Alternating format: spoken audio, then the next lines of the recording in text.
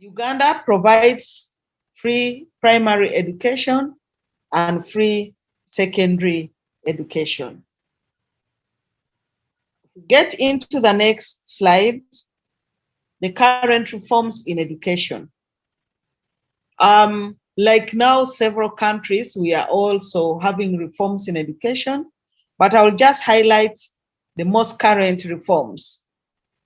We have been reviewing the curriculum for lower secondary to focus on critical competencies, which are integrated and are more learner focused compared to what we used to have. We would have a very, very heavy curriculum, too many subjects, a lot of content. And this is the curriculum which was inherited from the colonial days, and we had never reformed the curriculum. We have emphasis on skilling of young people, and having noticed that we have so many dropouts in our country, and even those that go through the school system, when they drop out, they are not able to manage or the environment which they are in. We strengthen the teacher professionalism. We put in place a teacher policy because we know that the teachers are the heart and the center of learning.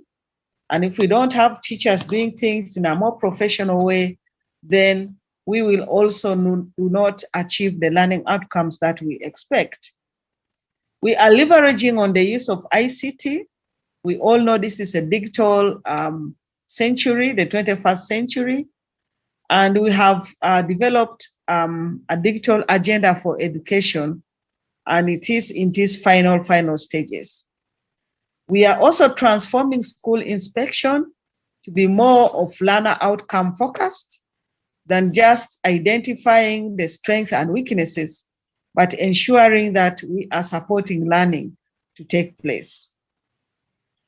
Let me just now get into the core of our presentation of today, the envisioning of COVID-19.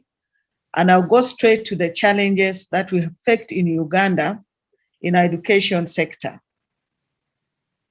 Of course, we had a lockdown and the whole country went into a lockdown, and that really, really put all of us in panic and was for schools. So there was no continuity of learning since all schools were closed at short notice. So with the teachers and us as Minister of Education, we did not have time to prepare for the learners. So it was just a short notice and everyone had to pack their books to go home.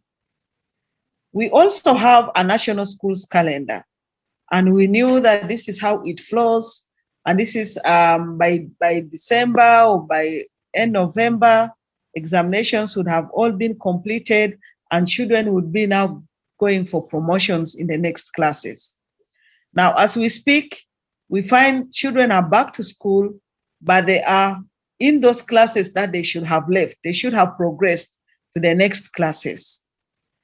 We have had high teenage pregnancy and early marriages of girls because in the rural areas, schools are one of those critical institutions that help in terms of ensuring that the girl child is safe.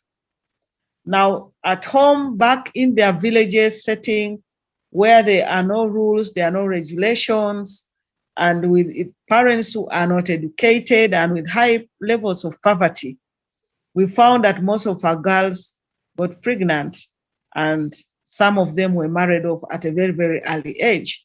And I'm looking at, these are the children we are looking at between 12 years and 18. So that is how bad it is. We required then more resources to implement the standard operating procedures. And then we also had inadequate space to bring back all the learners to school at the same time, especially when the lockdown was lifted. Some of the private schools or privately owned schools closed down due to inadequate resources to continue running the schools. And as we speak, some of them, even when the school reopening took place, they have not been able to open because some schools or some private schools were depending on money or fees, which was given by the parents. So they could not pay their teachers, And so most of these teachers remained unpaid for some time. We had pressures from parents and school managers and leaders to reopen schools, even when we know we're not yet ready. We had lack of equitable access to learning. Only a few learners had access to e-learning. We tried to have some printed materials, some radio programs, some television programs where teachers would go and teach lessons. But now not every child was able to get, probably about only 20% of the children. We had inadequate skills for both teachers and learners to adopt to the new normal. You're now expected to behave in a different way compared to how you're doing things. And then, of course, some of the teachers lacked income and they had to go for odd jobs for survival. And this really had an effect on their professionalism. So some of the interventions as Uganda to ensure continuity of learning was that we developed an education COVID-19 response plan. And it's that plan that we used to implement so many things. And even now we are still using that plan. Before schools were reopened, it guided us. It was a roadmap. We developed a revision materials to consolidate what learners had covered in the syllabus, and they were distributed in rural areas. Of course, I've talked about the lessons and radios which were conducted. And of course, we had some schools, though few, that were conducting lessons through the e-learning, but those were really not the majority. And then the schools, we reopened in phases, starting with finalists. And I'm happy to say that the senior 4s, the primary 7, the university grad students were able to complete, and they are even graduating. We, as government, we provided additional resources to procurement of items that were required for standard operating procedures, and this enabled the schools to reopen. We had interministerial meetings for sharing of information and decision-making. We had the scientists, we had the Minister of Health and our Minister of Education. So we all would sit together and agree on how to move step by step, because we did not want to have a backfire where students will report to school and tomorrow would have escalating cases. And for now, we have not had any challenges. Even when schools were reopened, schools are operating normally because of these interministerial meetings. We also stepped up regular monitoring and inspection of schools to ensure that they operated within the guidelines. We're giving certificates of compliance, and schools that were not complying were not allowed to open. So everybody struggled to ensure that they meet the standards. If you look at the next slide, it is a picture just showing you the learners trying to listen to the radio and making their notes and following what the teacher is saying. So those were part of the lessons during the COVID-19. These are young children at primary level. When you move to the next slide, you can see children listening to the teachers. Next slide, please. Yes, that is a TV and that's a teacher teaching. And the children are really attentively listening to the lesson delivery by the teacher. This is a typical rural environment, the homeschooling. The next slide. Are we there? Typical rural environment. Some of you may not have seen houses built with grass. So that's a grass-thatched house. And these are the girls we're talking about. So you realize that the girls in the rural areas go to school when they're already older, and they're here seated on the mat and listening to a radio. So you find that the children within the community or the neighborhood that do not have a radio would move into a family where there was a radio, and they're all attentively listening to the instructions and to the learning that is taking place. Next slide, we're talking about the new normal. And this is really a challenge where you're expecting the students or the learners to put on masks, the teachers to put on masks, and yet we are used to the free interaction. And this is what happens even in the classrooms. But sometimes the children would get tired of the masks, put them off. And of course, this is not, that becomes a challenge. So this kind of new normal. And it's even worse with learners with disability, especially those who are deaf, who have to listen to the sign or look at the body language of the teachers. And now when a teacher is in the mask, it becomes a big, big challenge. So other critical issues that we have as a country that have even been made worse by the pandemic is the issues of climate change. And this in a recently concluded conference in Berlin on education for sustainable development, there were even more stronger voices on the call to action.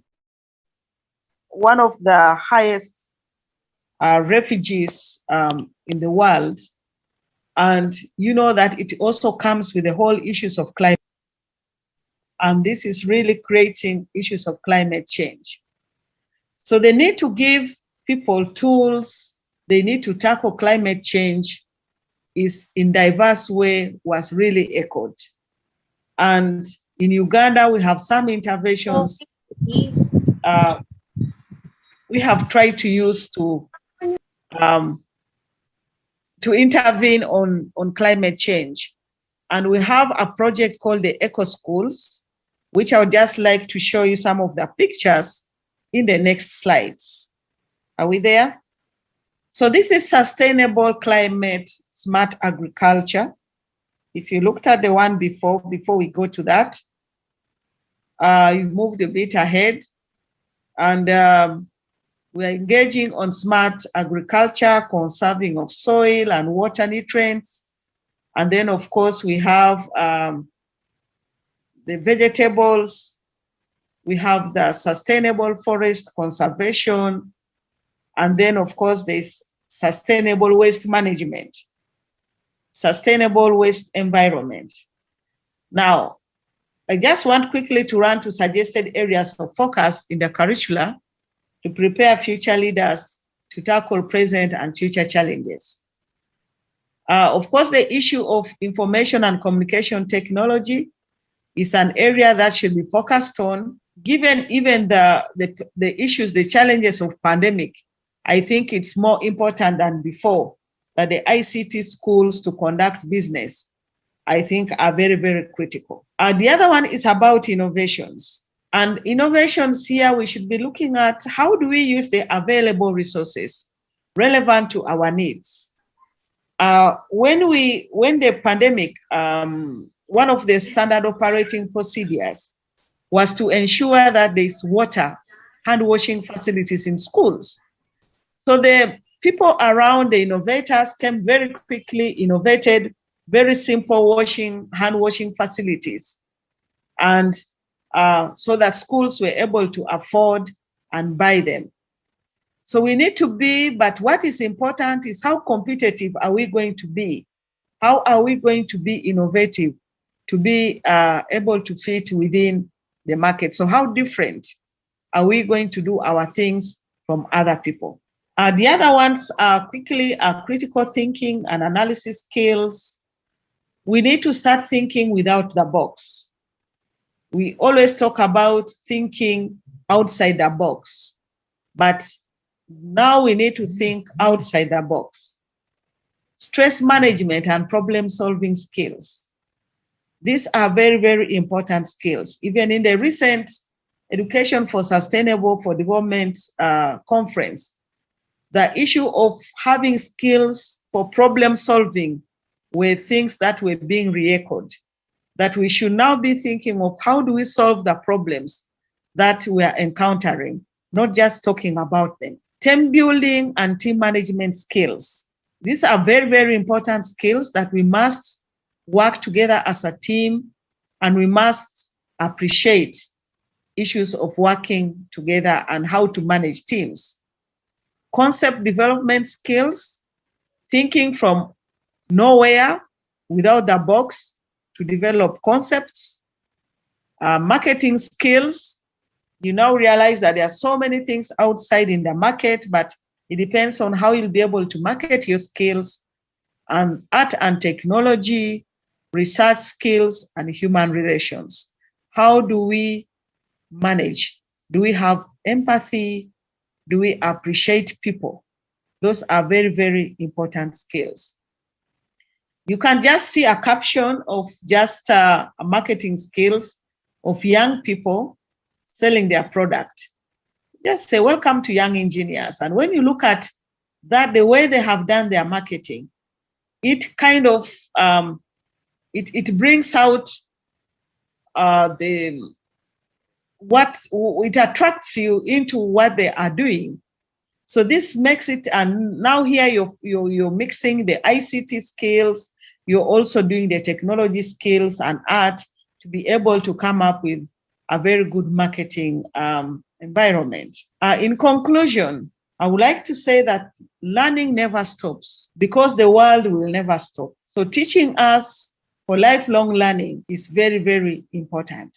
Leaders for the future will require to be multi-skilled to enable them confront and tackle future problems.